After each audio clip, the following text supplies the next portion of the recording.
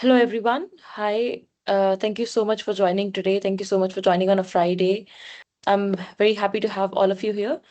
My name is Prerna, and I am one of the lead instructors at Yoisho Academy.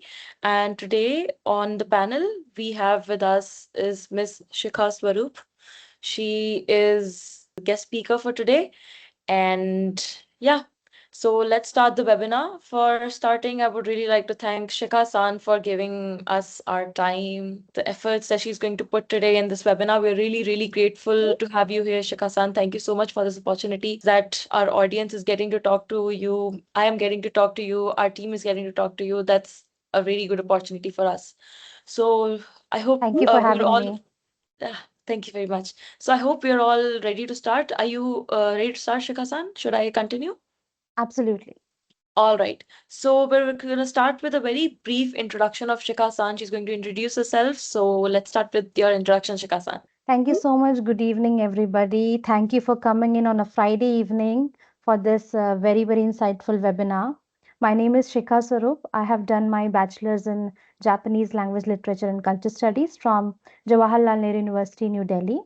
And post that, I got the opportunity to work in Japan for IT firm based out of Tokyo as a fresh graduate. Working there for few years across domains, I came back to India in 2021, and since then I have been working in India, based out of Bangalore now, and currently working for cross border investments, that is Japan and India investments, based out of Bangalore. This is pretty much about me. Thank you so much for having me. Thank you very much, Shika-san. I'm sure session is just going to be very fruitful. I can see that just right now. Okay, so we're going to start with very basic questions. Just to give you a hint, these questions will be about your education background, where you can go tell us about your education in a bit deeper, broader way so that our audience is able to understand what you did, how you did it, right? You can talk about the language part, we'll talk about your job part, and just fun questions as well, because, well, we like to know our audience, we like Sure. to know our guest, right? Okay, Definitely. so Looking forward to it. thank you very much. Okay, so can you tell me what inspired you to learn Japanese in generally? Like, how did you decide? Because for me, growing up as a Gen Z, it was more like, oh, I was used to watch a lot of anime. But how was it for you? How did you thought that, okay, I'll learn Japanese? Right beginning, I think this question is definitely asked by even Japanese people when we work a lot with them. Why Yeah. Japanese? And it's very pretty interesting story to that. There was no plan at all for me to learn Japanese. At least I wanted to become an aerospace engineer, honestly. And this came out through one of my far relatives who was studying French back then.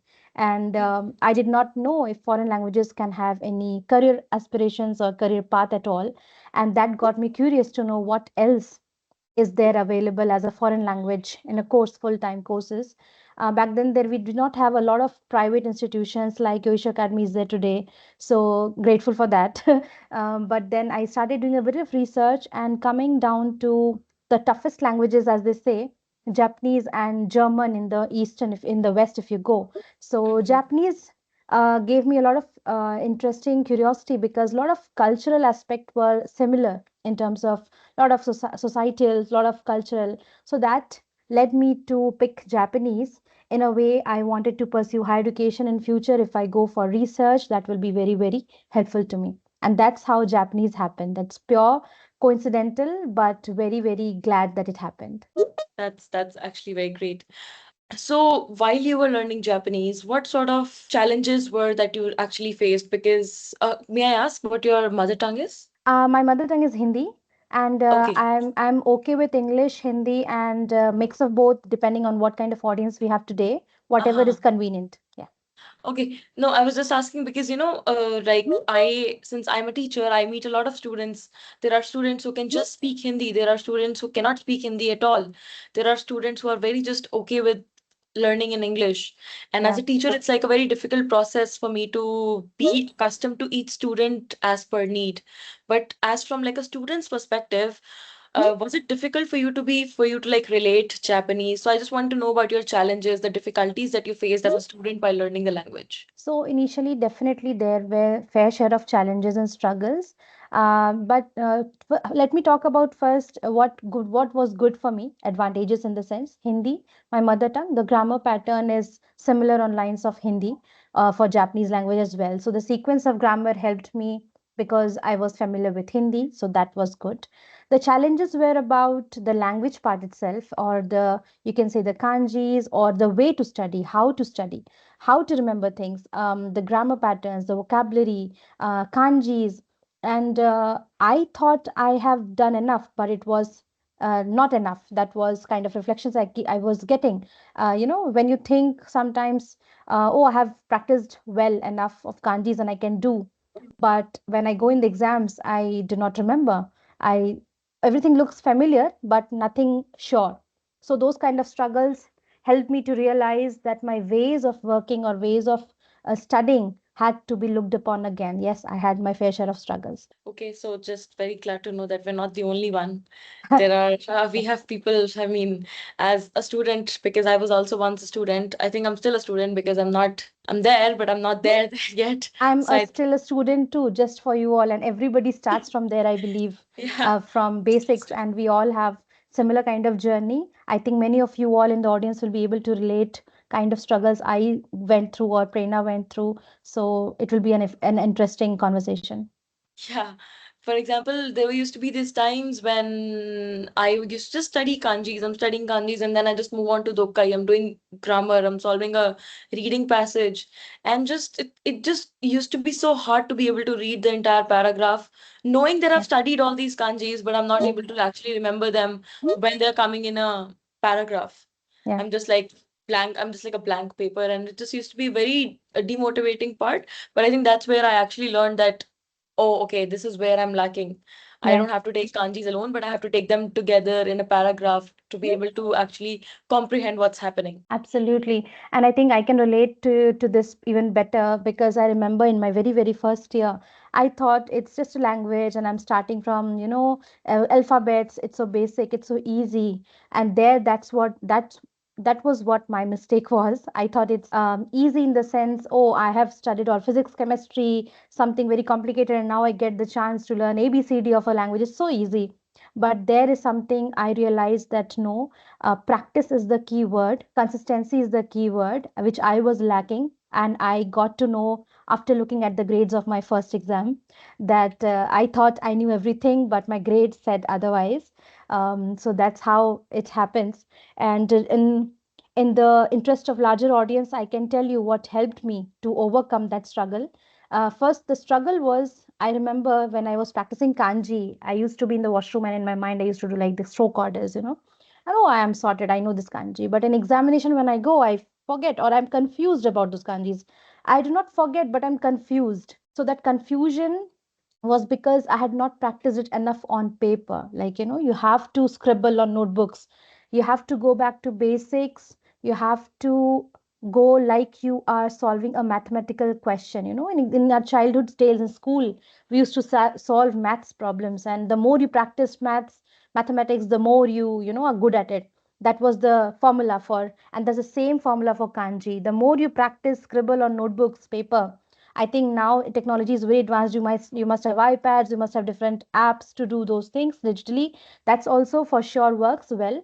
For me, it was notebooks and pen. And the more I fill notebooks, I remember back in examinations better. So that helped me. And I believe if somebody who's struggling with kanji here and struggling with forgetting or getting confused in kanji, practice is the key word. You have to practice like it's a mathematics problem. That is the problem. Now that you've mentioned that kanji is something like a mathematical problem, I Yeah. can't believe that I just started learning Japanese just to get away with from math. It's like Oh, it's like coming wow. from a dark room to another dark room, Full which circle is now. yeah, it's Yeah. like a full life is actually a full circle. Okay. Okay, let's come to your education. Can you just tell Yeah. us your education, just like a broad, like just something that we can go a bit into detail just for our audience? Absolutely. So I am born and brought up from state of Bihar. My schooling was done there itself. And for plus two, I came to Bangalore. I have done my plus two in science. and electronics. And then I was fortunate, I got to know in time about JNU entrance examinations, and I gave it and got through it. That was again a fortunate, I think, opportunity I received. And I moved to Delhi for my graduation. 3 years full-time course. I was in my master's when I decided. So in third year of my bachelor's, I got the opportunity to have to get this visit to Japan through a scholarship called Genesis. I think many of you would know. Genesis is a scholarship of a short-term trip to Japan where you see a good, all the best things about Japan, and then when you come back, you want to just go and live there forever. So I was fortunate in my third year, I got that scholarship.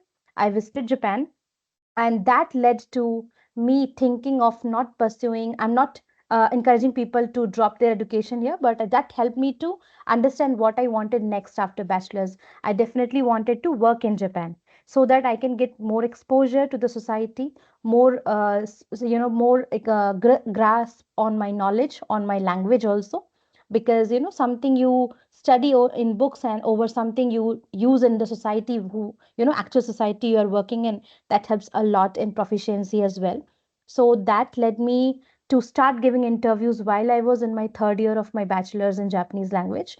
I started with IT firms who are, helping the fresh graduates to prepare for the interviews, to then give the mock interviews, and then they go and land in Japan with IT firms and they work with different companies. So that's how I ended up in Japan as a fresh graduate. That was a clean slate. Fortunate for me, I started my career with Japan, working in Japan. They will come back to that chapter later. What was Japan like? But yes, this is how my journey has been like. Spending 6 years in Tokyo and then Kanagawa Prefecture helped me a lot because that helped me to navigate through different domains in IT and learn a lot, especially the Keigo, song Keigo. And that is also again a mantra for working in Japanese environment. So yes, that's how my journey has been. Now that you've mentioned that regarding your job and your study, I just wanted to confirm that were you just in Japan while you were looking for a full-time job? Or did you like come back to India and did it that way that you were in India and you were applying for jobs in Japan to go back? Sure, just to be to make it clear, I was just still a student in India in my third years in JNU Delhi. While I was applying or doing my research for how to work in Japan as a fresh graduate, or the companies who were already in India but were looking for talent who knew the language and they could, helped place those students in Japan. So that's how I was in India but looking for, opportunities in Japan. So was it difficult for you to look that opportunity? It was back then. I'm talking about, it is about 2015. Oh, Pretty long back. I think more than a decade ago now. And it was definitely a challenge because, first of all, I was not very aware of whom to reach out, how to reach out. The internet or the exposure to social media was not as to this level what we have today. Plus, we yeah. did not have a lot of support from external institutions or different companies who have a lot of social presence which could help me to interact with them or reach out to them. So that's how it was, solely dependent on LinkedIn and some websites the companies list down and then write to their recruiting mailing list. That's how, pure luck. Thank you very much, Shikha San. Now I No have worries. one more question regarding your job. Do you interact with native Japanese clients on a daily basis? How much do you interact with native Japanese clients or your co-workers? Yes, so this is pretty interesting question because this is the crux. Every day, every minute while I started working in Japan was talking in Japanese, walking in Japanese, sleeping in Japanese. So back then it was quite overwhelming because Yeah. once you study for exams, you have 5 6 chapters and you give exams versus you are seeing everything around you in Japanese. So if just to give you a comparison, in India, when you have a chips packet, it's written in English, right? If you have some shops poster, the board you have written in English, right? Or in the regional language for that matter. But in Japan, everything is in Japanese. So now you are always in the mode of studying. It's always the background is, if you don't know, you will find out, you will try to look out. So it was always Japanese, yes.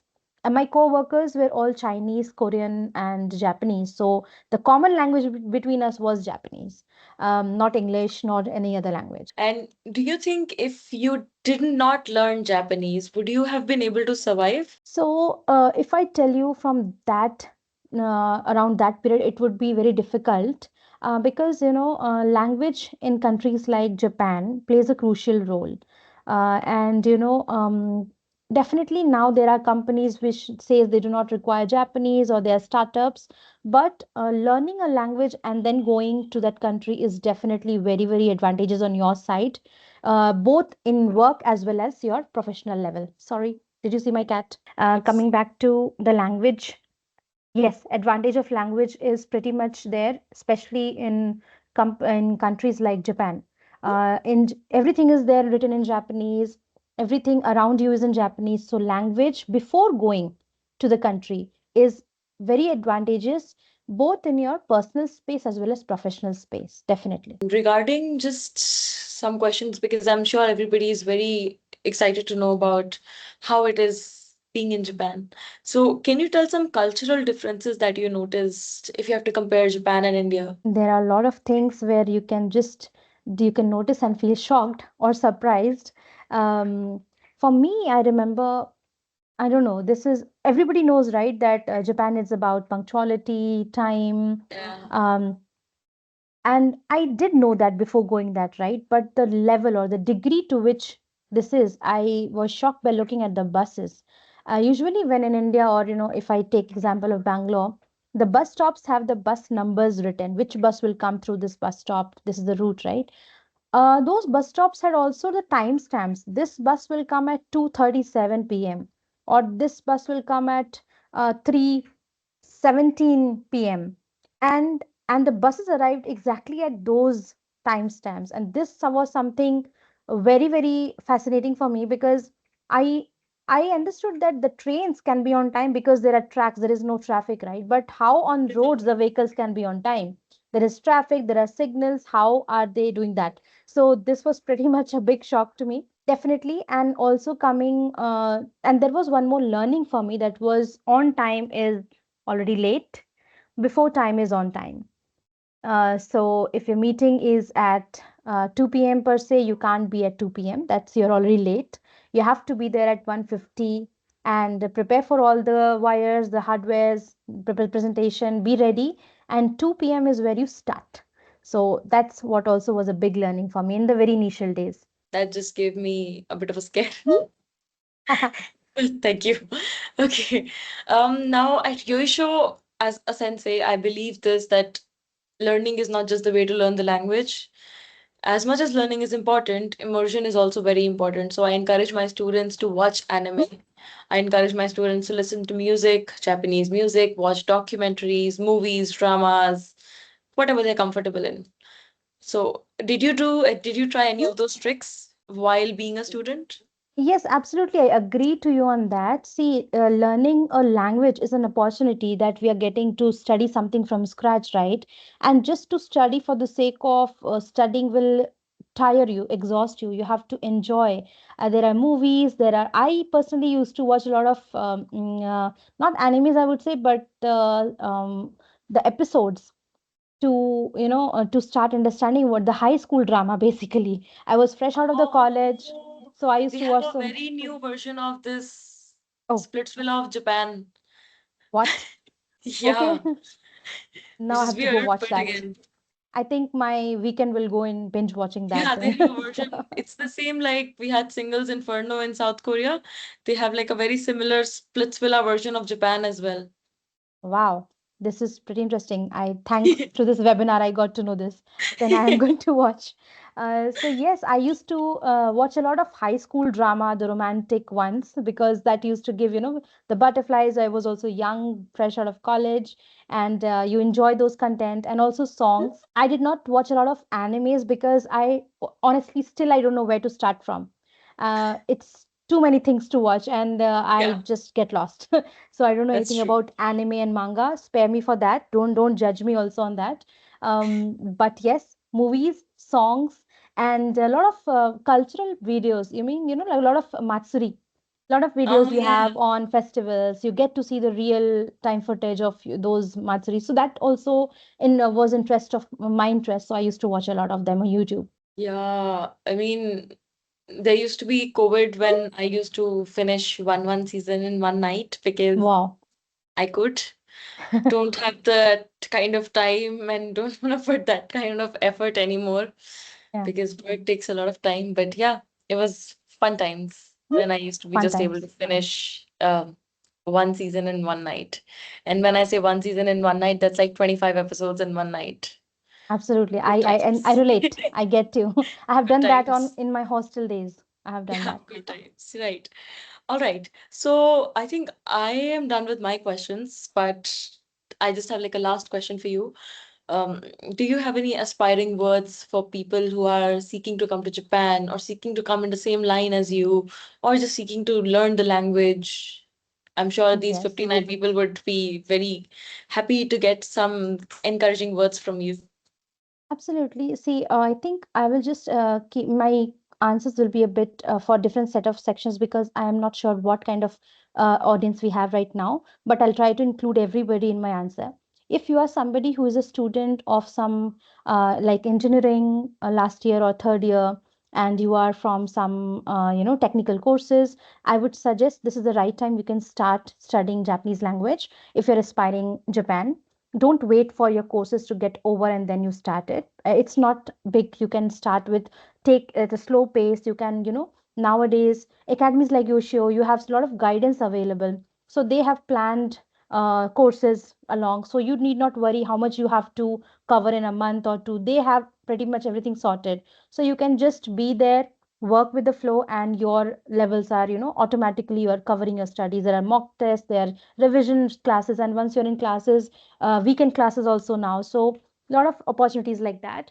And if you are somebody who is a working professional and trying to now start thinking about Japan, let's see how it is, then I would suggest be try to get some IT or technical certifications knowledge in a domain, because fresh graduates can be easier to get land a job in Japan if they know Japanese. But if you are of some years of experience with work, then you will have to establish your credibility that where you are fitting there in Japan, right? Along with the language. So both of these I would be my answer. Thank you very much. All right. So that was that for my questions in the webinar. But I would just like to take like 5 minutes of the time of this webinar where I introduce Yoisho Academy to our audience because I do believe that it's very important for our audience to know who we are and why we do this. Hello everyone, we are Yoisho Academy. We are an educational institute and we dedicate to provide high quality Japanese learning programs. Now, what do I mean when I say high quality Japanese learning programs? So we're not just working here to help you in guiding for the JLPT exam. Yes, that is the main goal, but we also want you to be able to achieve written and verbal skills. So once you pass out each of your levels, we make sure that you're able to write the language, you're able to understand the language, you're able to speak the language. Okay, so what do we provide? We have a very qualitative curriculum. We start from the very basic levels, and we go to the boss level. We make sure that the classes are super structured so that we are learning in an organized manner, but then we also make sure that you guys are not bored. Yeah.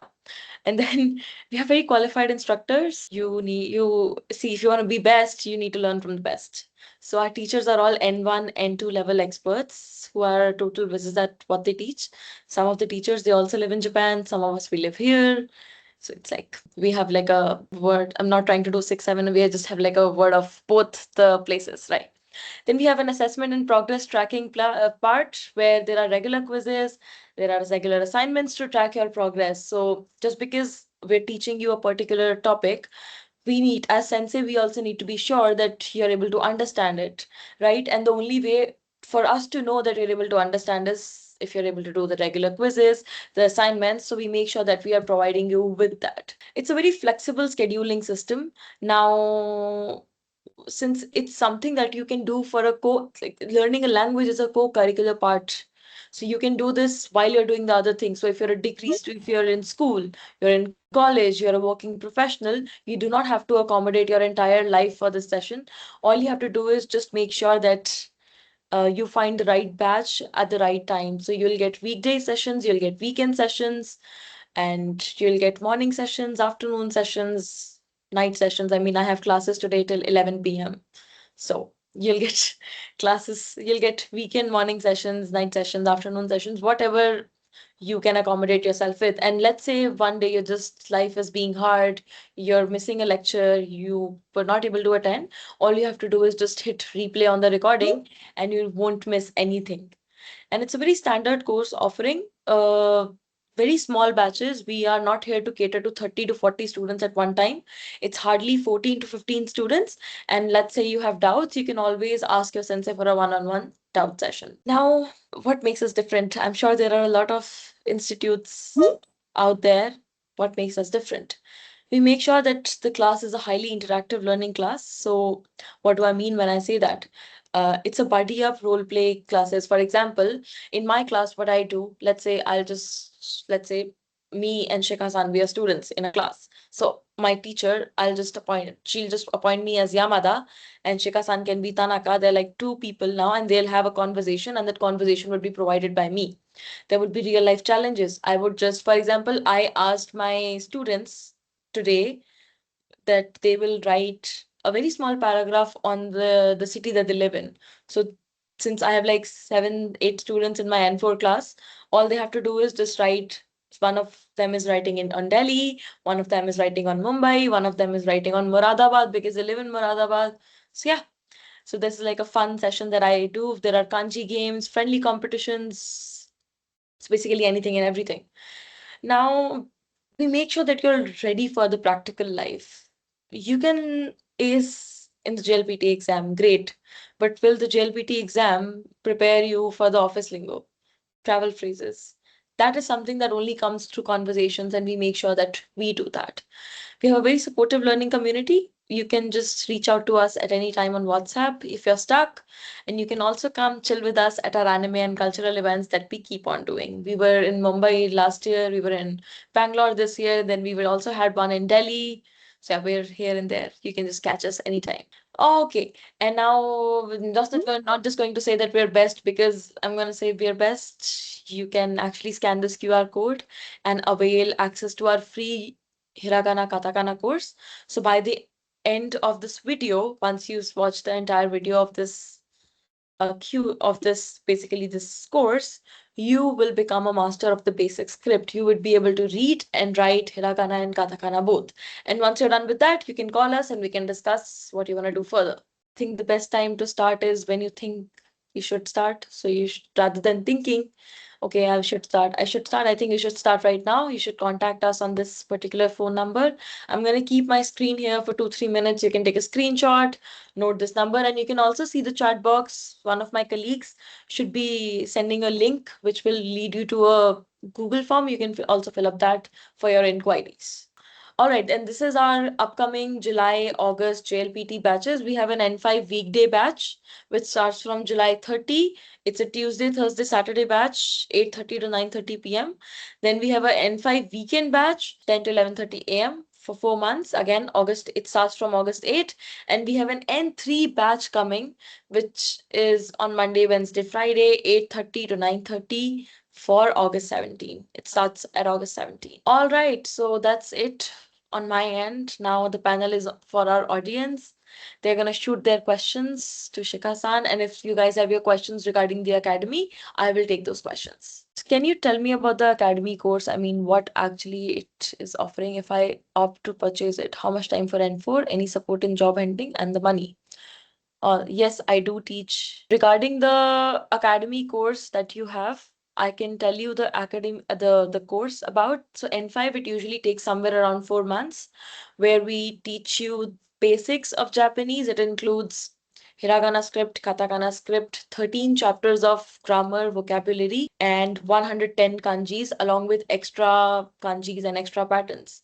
regarding the money part and support of job hunting part, you can fill the inquiry form, and I think someone from our team will reach out to you. Can you tell us how did you adjust with the food culture in Japan? So I'm guessing that question is for you, Shikha-san. Definitely. So I know a lot of people struggle with food in Japan.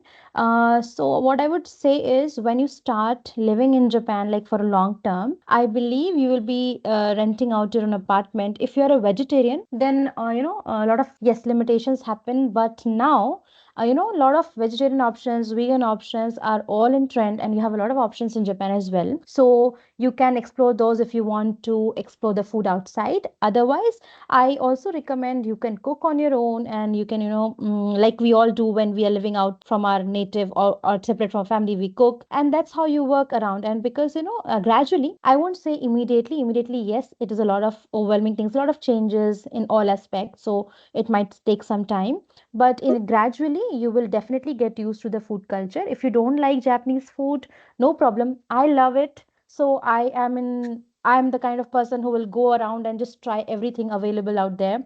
Something new opening up, something. So my formula is, oh, if I go there, either I'll like it or I will not like it. There are only two things to just, there are no surprises there. So I'll try it. Why not? But if you are somebody who wants to be, cautious about it, I would suggest you can cook on your own. But there are a lot of vegetarian options and vegan options now available in Japan as well. And there's a kind like a plethora of information available, or the list or the mapping done on that, lot of apps available where you can look for it. It's easily available on maps, and you can just go and explore those places. Definitely not a problem. I've heard there are a lot of Indian restaurants in Yes, Japan as well, right? lot of Indian restaurants in Japan. Not only Tokyo, I'm talking about every other prefecture as well. We Indians and everywhere, and even Japanese people love Indian food. So Indian restaurants are a lot of in other prefectures as well. Thank you very much. Next question is, how much time approximately does it take to reach level N2? Now, for that, I think we need to be sure. Are you starting from scratch? N5 to N2? I think you can just answer from N5 to N2, Shikha-san. Okay, so the thing is, when we studied, I was in a full-time course, right? So it was a pretty speed was slow than the usual because I was doing only Japanese language literature. If you're a student in something else, you're doing some courses, and Japanese language is out of your passion, you want to do it because you want to go to Japan, or if you're a working professional, I think N5, give some time to N5 because that is your foundation. That should around take around 5 odd months. And then from N5 to N2, I think if you are very very consistent, I think 2.5 years should be good to reach N2. I think 2 years, or 1.5 years, if I'm talking about when you're very regular in the classes, you have been giving exams, you have been consistent about it. If you have taken some break because you needed it, then it might take a bit longer, because N5, N4, N3 is all, you can still, not, I won't say you can manage. Every level requires definitely dedicated effort, but N2 comes with a little bit of gap between N3 and N2. So that jump in the advanced level is, you'll feel where you need extra effort to put in. Yeah, that's very right. Because if I speak from my personal experience, I started learning Japanese when I was in college. So in my first year, it was a COVID time. So, and my college was online. So I thought, why not just start now? And I did. So N5, N4, it was pretty easy to get off because I had a lot of time. I had no responsibility of college. But the moment N3 came, my college also opened. So I failed my N3. And Mm. then I thought, let's just get over with college. And that somewhere took me like a 1 year break. I did not completely go on a break. I just did not give the exams. And once I was through with my college, I gave the N2 exam and I cleared. But it's just that it really depends that N2 requires a lot of effort. It Yes, does. absolutely. It does require a lot of effort. That's very true. Do you have any suggestions on how to move to Japan as a lawyer? Yes, yes. I have my acquaintances who are lawyer in Japan. But then, first, if you're already a law student in India, finish it off, or you can try, but you will have to also study law in Japan to be part of the bar council in Japan, because definitely law in different countries are different, and you have to abide by those laws. And for law, I believe there are scholarships also, apart from all the scholarships which we know. You will have to try doing some research in different law universities who might have independent scholarships for overseas students, not the MEXT, which we know, or the Sakura, which is only for science people. But yes, definitely being a law student and going and pursuing law in Japan is quite possible. It's interesting. The thing is, the challenge here is the law, what you will study will entirely be in Japanese language. So you have to be pretty sure you are already at a very advanced stage of the language front, and then you start studying law in that language. You have to take care of that. That is there because I feel like then N2 is a very basic requirement. I wouldn't even say it's Yes, like the bare minimum that you should know as somebody who yes. wants to study as a lawyer or even work there as a lawyer, because there would be a lot of terminologies that only I think N2 would be able to teach you. Okay, next question is, which is the best time to join course during education, like while doing the college or after degree, as I am IT first year student? I think this is a very good time you have asked this question. I think if you are definitely interested in Japan, you want to pursue your career in Japan, it is the right time now to start studying Japanese, because by the time you have mentioned your first year student, so by the time you complete your degree, you will also be, I believe so, you will be also in the verge of N2. So that will be a perfect match for your IT degree and your language proficiency level you will be at then, and you will have more leverage to give. The companies will be wanting you because you will already have a degree in IT, what you're pursuing, and also language at a pretty advanced level. That will be in your advantage. Thank you. Okay, I think for the next question, somebody from my team will have to answer it. So, Abhay san, Akanksha san, I think this question is for you. And it's pretty good. It would be much better that we take it here. What is the difference between the N5 plus N4 bundle recorded course and N5 weekly course? I am a working professional and want to know which suits me better. I have already completed Yoisho's Hiragana Katakana course and summer boot camp. Can any one of you take the question? Okay, I will take the question. So, Thank you. Keshav San, right? Okay. Yeah. So, Keshav San, इस course में particularly ये आप if you are a working professional and you don't have a certain amount of time to take live classes directly, और आप assignments time पे नहीं कर पाओगे, ठीक है, बैच को कंटिन्यूअसली ज्वाइन नहीं कर सकते हो, so this course is perfect for you, bundle course, because it is a value for money first of all, and you will get multiple things in this particular bundle. We have uh, monthly doubt sessions. If you have any kind of doubts regarding our courses or any type of uh, questions that you might ask to a teacher directly, so you can directly ask them. Yeah, we have a private Discord server. Yeah, if you like, you can just join that, and you can ask your question directly in our Discord server. You will get an certification also in both N5 and N4 level. And we also give a resource pack of grammar notes, vocab sheets, and some digital products like verbs, adjectives, and etc. So if you like, you can just grab that part directly from the N5 N4 bundle. We also give you two JLPT mock papers. If you like, you can just solve them, prepare for JLPT exams. I hope I have answered your question. If you have any questions, just fill out the form of inquiry and we can connect later. Thank you. Thank you very much, Abhay-san. Okay, next question. Konbanwa hajimemashite sensei. As a commerce student, what job opportunities I will get in Japan, and can I do my MBA in Japan after clearing JLPT levels? And if my English not that good, can I still learn Japanese? It's on me. Okay. Sure. So definitely, first of all, don't have a mindset of if you don't know English or any language, it will be difficult for you it will be difficult for you to learn another language or be in Japan. It's not the case. If you are from a Hindi medium or from a regional medium as well, it's pretty much doable. You can learn Japanese also, and you can also definitely live happily in Japan, I can say. Um, the thing is, yes, you will have to maybe put a little bit effort more than other people, but that's not a challenge, right? Anyways, if you have opted for Japanese, I assume you are ready to take the challenge of working hard. So definitely you can do that. And what was the second part of the question? Sorry.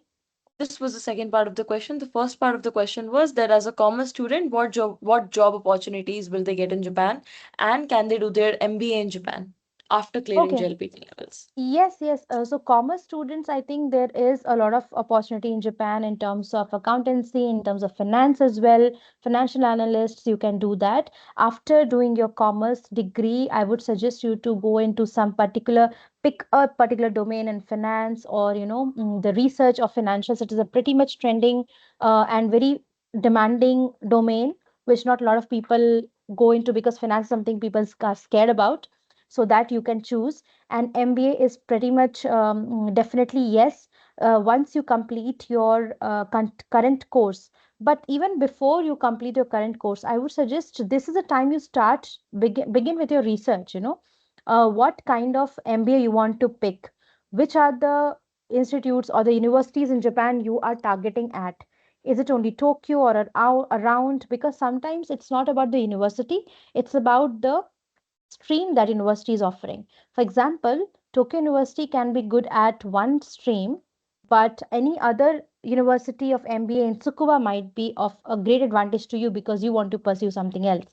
So just do start with your research now, and by the end of your last year, start reaching out to these universities. There are inquiry mailing list, for any inquiries, reach out to us. That kind of section comes out. Please start writing to them. This is your interest, why you want to pursue them, why are you writing them, and this will take a bit of time. That's why I'm telling you to start now. And MBA is definitely a lot of institutes also offer English language MBAs only. They do not require you to learn very very very high level of Japanese language, so they're very very student friendly, very supportive of that, so you can definitely pursue your MBA there as well. All right. Okay, so I think next question is for me. Do you help in JLPT exam form? If it's regarding filling the form, the students they usually fill the form themselves because obviously they know their information. But let's say you are getting stuck, कहीं पे आपसे नहीं हो पा रहा है, कहीं आपको नहीं समझ आ रहा कि क्या fill करना है, then that is when you can ask for the help and we'll be there for you. Next question is for you, Shikha-san again. Shikha-san, I want to know specifically from you that how did you got through the Asia, Kakehashi or Genesis scholarship and what it takes to get through according to your personal experience. Also, I am 17 and an 11th PCM student. I have finished my N5 and going to give JLPT N4 in December. So will it help for the scholarships as I want to pursue game development in Japan? Very interesting. A lot of sections to this question. So to answer your first part, I got my scholarship through the grades because I was in full-time university. We were decided who will get the scholarship based on our grades for sure. So in sequence, who were the highest grades, they used to get the scholarship, and that's how I got this opportunity. But if you are, I think now Japan Foundation, if you are enrolled anywhere, I think you can be eligible for these scholarships, but you have to be enrolled where Japanese language is provided. Please correct me if I'm wrong, Prerna, because now it has been quite some time I did my Genesis and went to Japan. And yes, N5 and 4 definitely will be very helpful to you. You have questioned at the right time.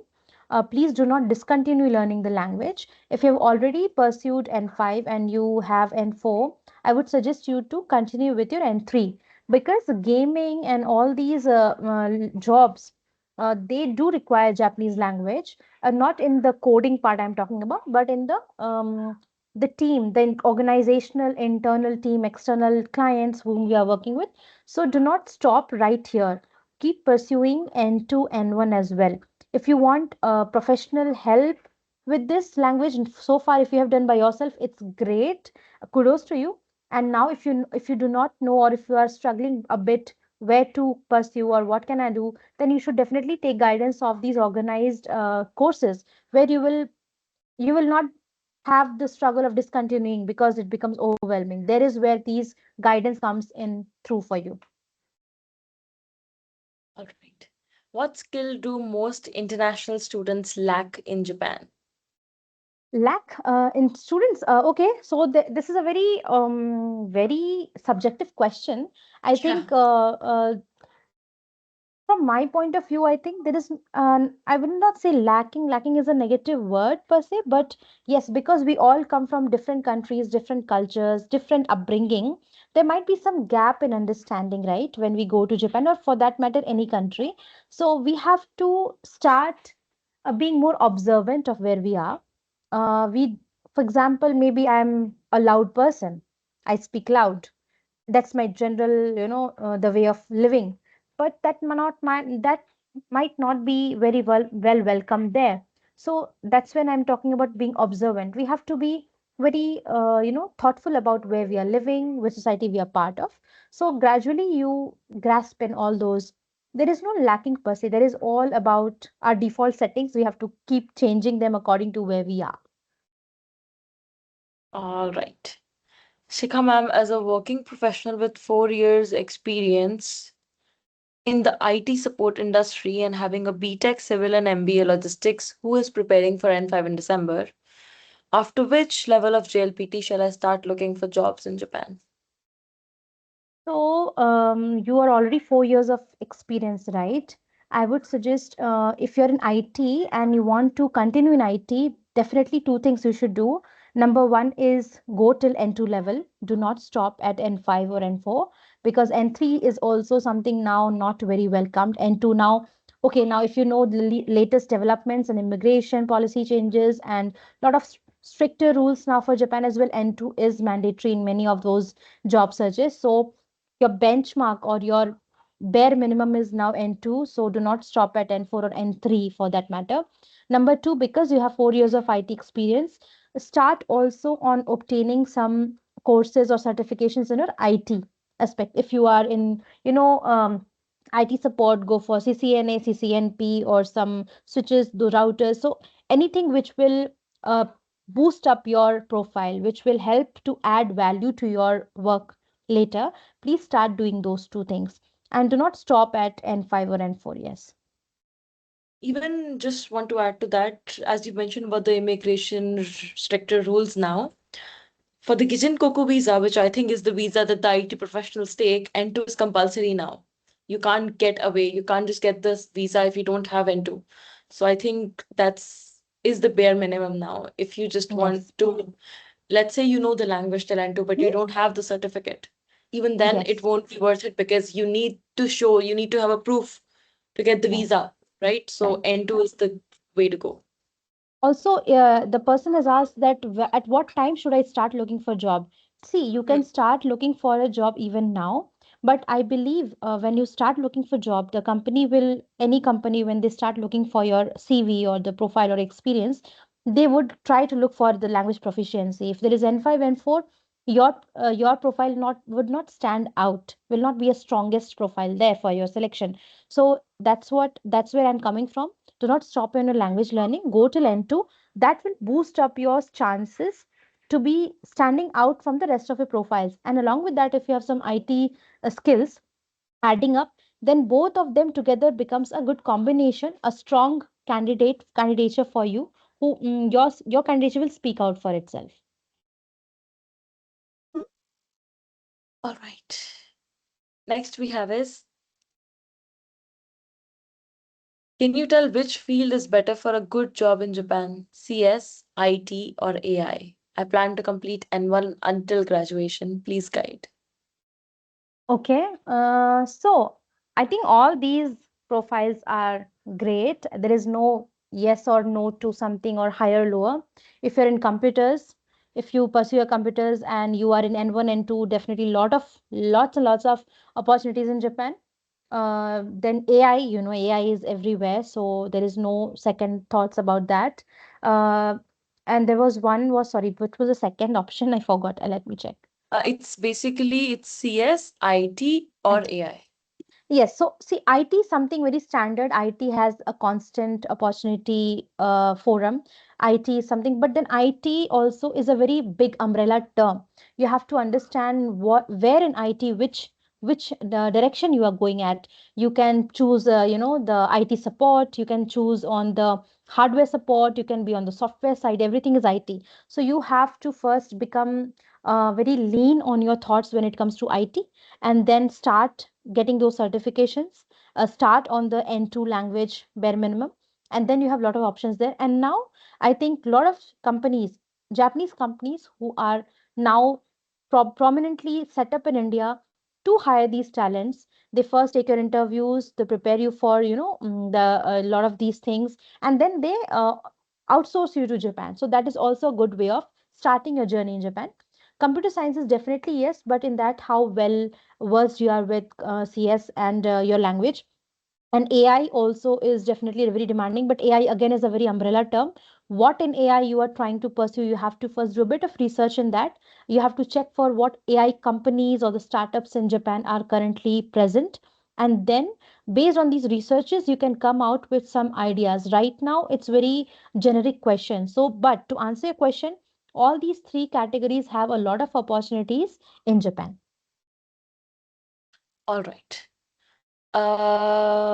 Next is, hello, ma'am. I am electronics engineer and I am learning full stack web development. Also, I gave JLPT N5. So my question is, can I get job in IT as web developer with N4 certificate? So web developer, yes, there are a lot of opportunities, open positions, which I also come across. You can start doing that. Either you join an Indian company who have bases in Japan, and they send you an as an on-site role, or otherwise you directly approach these companies in Japan who are open to hiring overseas talents. But with Mhm. N4 or N5, I would say a little tricky here, because they would want somebody who speaks language fluently. So I would suggest you to keep working on your language, Japanese language proficiency. All right. I have limited funds, so I can clear N5 from Minna no Nihongo and invest the fund for N4 batch at Yoisho Academy. So that's the question. I think I'll take it. If you can, uh, clearing N5 from Minna no Nihongo, you can do that. But it's just that studying N5 and N4 is like setting the base for the building. It needs to be strong, right? It may teach you very basic we may like in N5 N4 we may teach you very basic concepts, but those basic concepts they're more like the foundations of when you reach N3 N2, right? If you can, yes, please go ahead, clear your N5, and we can you can use or invest that fund for N4 batch at Yoisho Academy. And yeah, that's possible, but it will completely depend on, I think, you, how you study and how seriously you take studies on a daily basis, since you really have no organized manner or you have no sensei to nag at you. Okay, you have not submitted the homework or you did not appear for the class. So it's you, it's like a this solo project that you've taken on yourself. So yeah, you can do that. And once you've done that, yes, we hope to see you for N4. Next is, okay, ma'am, thank you so much. Please, can you please tell the best job portal for IT job? Okay. Yes, there are a lot of Japanese, even a lot of consulting firms, recruiting consulting firms who offer jobs, and they have English speaking staffs who can help you or guide you how to make a CV in Japanese. There are particular template or format in making Japanese CVs. So I can put it as a list to Yoshi Academy. They can post it later as well. There is, you can go for daijob.com, you can go for Michael Page, you can go for what is that? You can go Gaijin for pot? there is Dai Job. Gaijin pot? Gaijin Pot is there. I have Gaijin never pot? tried it. Dai Job I have tried. I have done Hayes Japan, Hmm. Michael Page. Then there is Jack Recruitment. There is Persona Recruitment. There are a lot of these are all Japan-based recruitment portals or the companies, and they have English-speaking staffs. So you can you instead of being overwhelmed that, oh, somebody who will be speaking so much of Japanese, how will I interact with them? You can start from there and take their help to create a Japanese style CV, because there is a standard format in which many companies accept the CVs. And now these things are also publicly available on internet. You need not take there is a now, like talking about AI, there's GPT, there is Claude, there's so many things who can help you in these things. Just don't copy paste things and just push it to people. Take help of these tools and then customize it or personalize it based on your skills, your candidature. That will make it yours. Otherwise everybody will understand that it's like AI generated thing. Just don't do that. Next question, it's a very interesting question. Do you think starting young gives someone a real advantage with Japanese, or does starting later in life put you at a genuine disadvantage? It depends. I think interesting question, definitely. And it's also very subjective again. I don't know how old, how young, but the time you have decided you want to pursue Japanese is your time. Doesn't matter, doesn't concern with age. But yes, if you have a 20 years of working experience and then you want to pursue something in Japan, that will become a challenge because by then you have already created your professional career graph or journey into something. And then starting from language perspective, it will become a difficult thing for companies also to take a decision whether they should take you or take you not, because by then you have established yourself in something else. So definitely, if you are a student, if you're in your first year student or you're in school, or if you're in your final years or in a very early years of your career, this is the best time to start with the language if you are considering Japan as one of your career spaces. All right. For this, I think I have a very good example in my N4 class. I have a student who's like 14 years old. And we also have another sensei in their N3 batch. We have a student who's 13 years old. So, I mean, it really puts because these students that I'm talking about, 14 years old, 13 years old, since they're in school and they have that very young zeal to learn something new, they're always there in the class. But for people who are working, since they are also have a job, they have several other responsibilities, a lot of them are living alone. There are a lot of times that they end up missing classes because they have other things to cater to. They have a job to cater to. They have to make dinner because if they won't make dinner on time, then they won't eat on time. And so it's just that there are advantages and disadvantages of everything right now. But yeah, the earlier you start, I think the better it is. I wanted to ask whether I should complete the free Hiragana and Katakana course before the batch starts, or will these be covered during the batch itself? Good question.